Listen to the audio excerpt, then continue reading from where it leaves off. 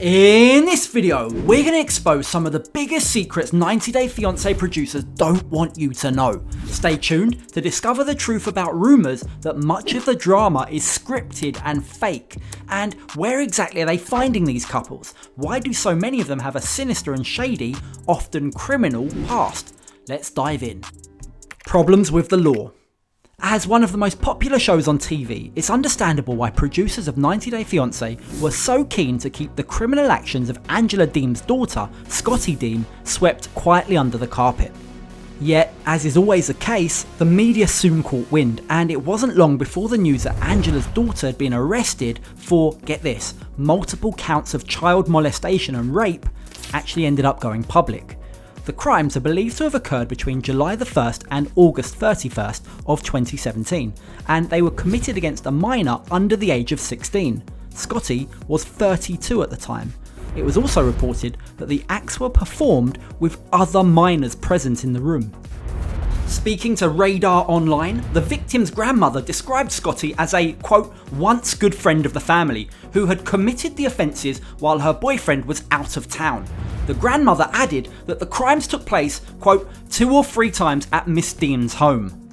And after being found guilty, Scotty was sentenced to 20 years behind bars.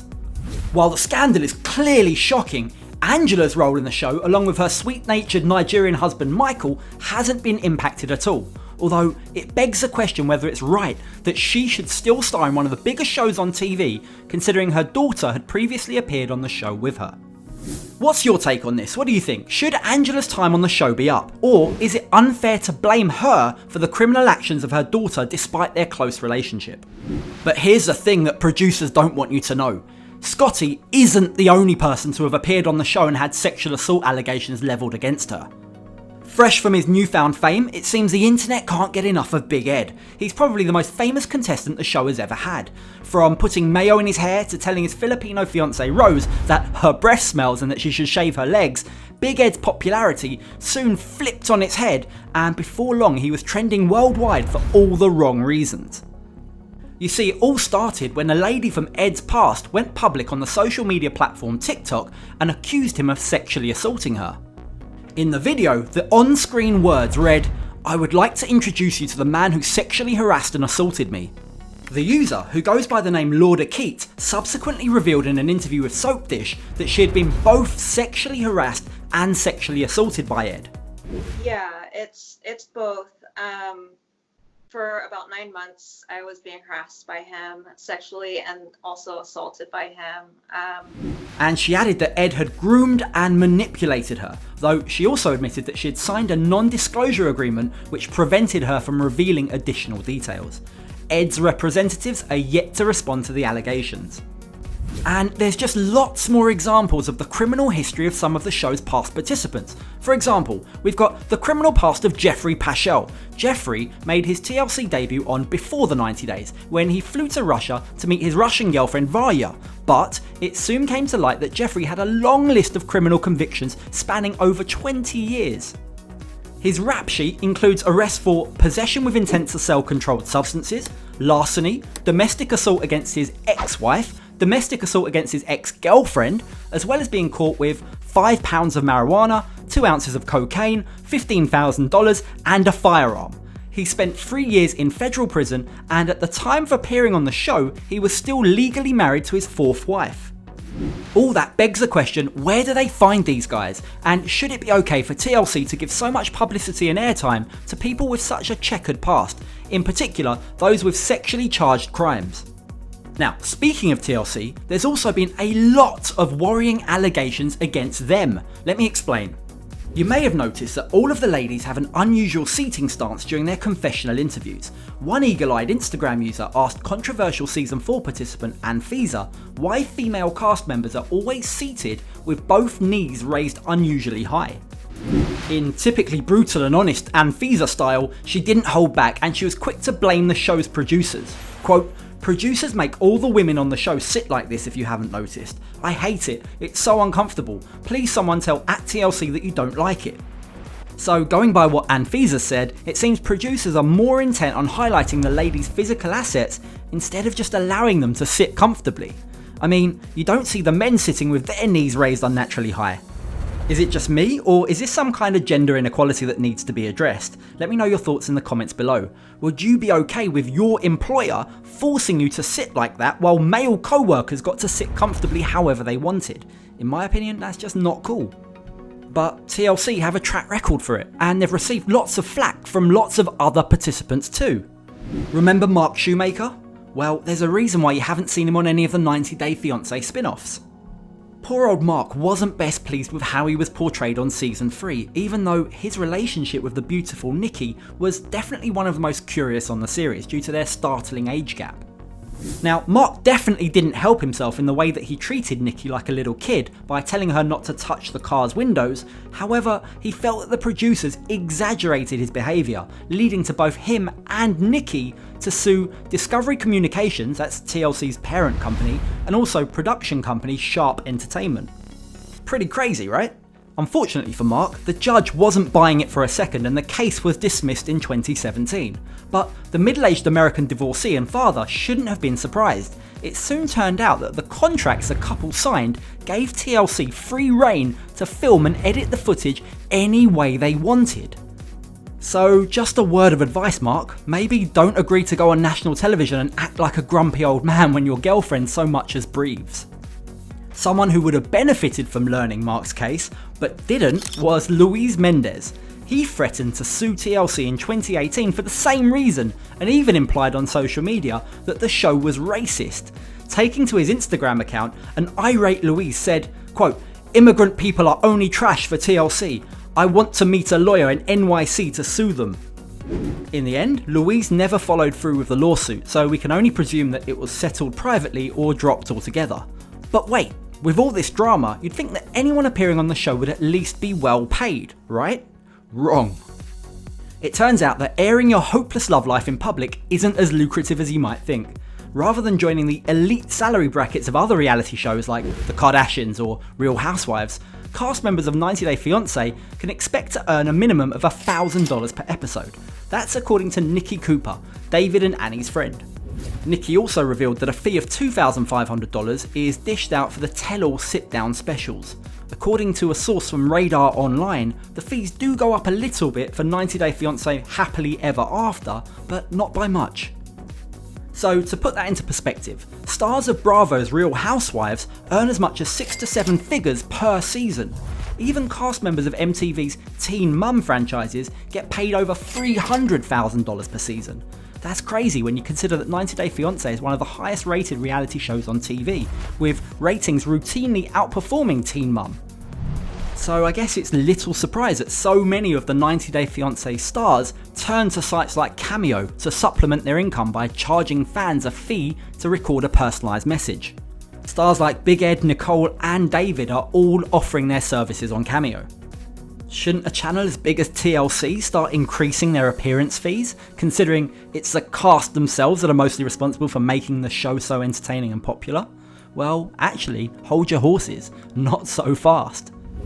If you were to ask the creative and production team who the real stars of the show are, they might give you an altogether different answer. David's BFF Chris and his wife Nikki revealed in a YouTube video that many of their scenes were scripted by writers and crew. Quote, "Absolutely parts of it is, no question," Chris said. He also admitted that the production team considerably, quote, "stretched the truth."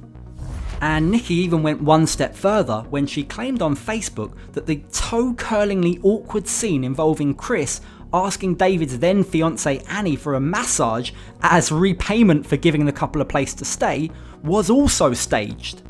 I like Thai massage, so is that something that you would be cool to, volunteer to give me a massage or something by the pool? Or she said, quote, "Yes, the awkward scene of Chris asking for a massage was scripted."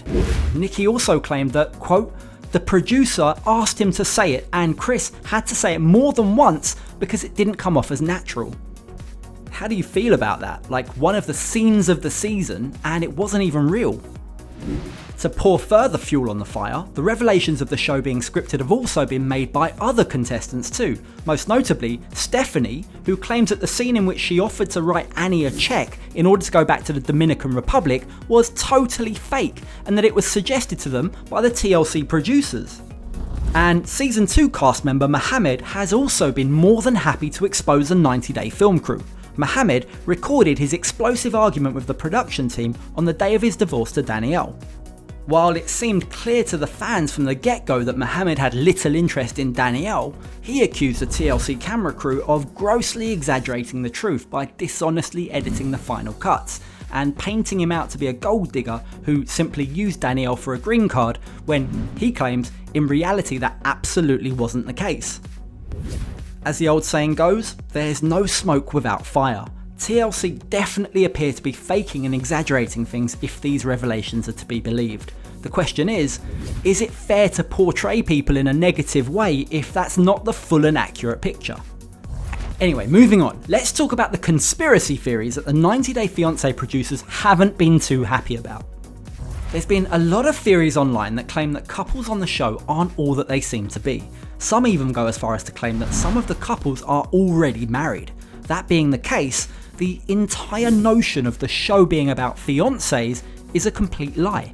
Take Pedro and Chantel for example. Pedro and Chantel's relationship was full of drama and explosive family rifts with never-ending arguments about their future. However, it was Chantel's mother Karen who went one step further, accusing Pedro of lying about Nicole being his sister.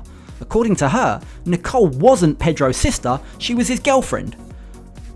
That's pretty wild, right? Or is it? Because it seems Karen might be well within her rights to have done that. She hired a private investigator to further investigate her suspicions, and the PI claims, quote, he might have another family outside of his family in the Dominican Republic. So while Pedro's sister Nicole has flatly denied these claims, the fact is that she and Pedro enjoy an abnormally close relationship that means fans can be forgiven for being a bit suspicious.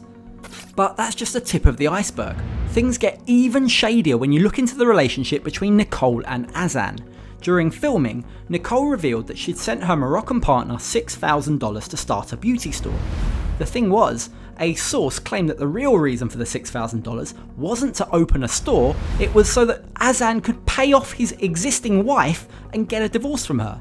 While it's legal to have up to 4 wives in Morocco under Islamic culture, in order to divorce the first wife, a substantial compensation package must be paid to her. So could it be that Azan was really married all this time and the $6,000 was to pay off his wife number 1? Speaking of already being married, let's talk about Evelyn and Corey. According to a Soap Dirt source, Evelyn and Corey actually got married a year before Corey's romantic proposal on the hot air balloon, but that they'd been hiding the marriage all along just so that they could continue to drag out the drama and earn more money. And the theory was backed up by the fact that Evelyn's official Ecuadorian passport lists her as being married, and documents leaked from when Corey got arrested for drunk driving also list him as being married too. So if official documents are saying that they're married, is it right that they're on the 90 Day Fiancé in the first place? And let's face it, secret marriages aren't exactly new to the show. I mean, who can forget the Molly and Luis secret marriage that was only exposed after Luis packed his bags and left? The pair had been happy to pretend that they were only engaged, but that just wasn't the case, they were legally married. It was only when Luis realised that he didn't have to play along anymore because he already had what he wanted, a green card, that the whole charade got exposed in dramatic fashion. He packed his bags, he left, and Molly had to reveal to the camera crew that they'd had a secret wedding and they were pretending to still be engaged just for the show. So you guys are now legally married and he's gone.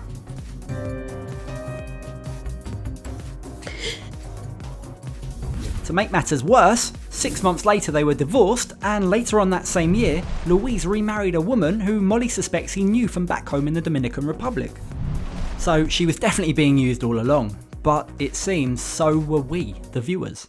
Talk about drama. If you enjoyed this video, don't forget to check out some of our other 90 Day Fiancé videos that are on screen now. I'll include links in the description down below as well.